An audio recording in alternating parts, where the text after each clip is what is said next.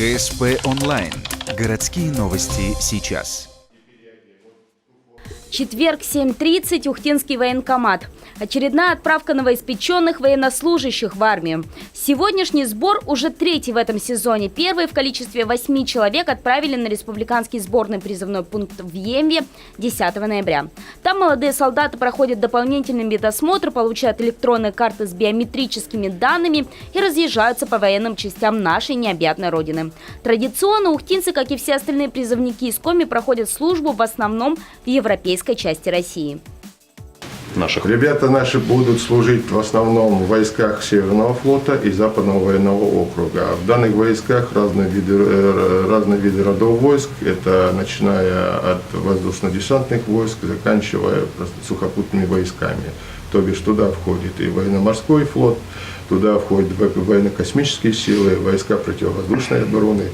Поэтому ребята предназначаются именно в эти рода войск. В сегодняшней группе на отправку до Емвы 7 призывников. Но, несмотря на это, в военкомате достаточно людно.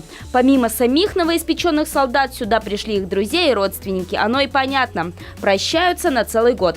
Хотя у многих присутствующих, несмотря на этот факт, настроение приподнятое.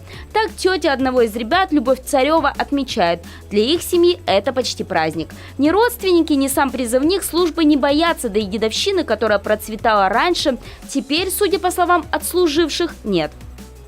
Нет, сейчас, в принципе, опасений таких нет. Тем более те ребята, которые раньше ходили в армию, которые в прошлом году пришли с армии, он как бы с ними пообщался, сказали, что все там хорошо, кормят хорошо. У них даже сейчас тихий час есть.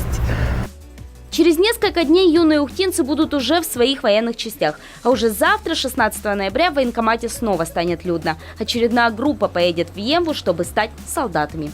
Продлится работа призывной комиссии до 31 декабря. За это время из Ухты на срочную службу уйдут 320 человек.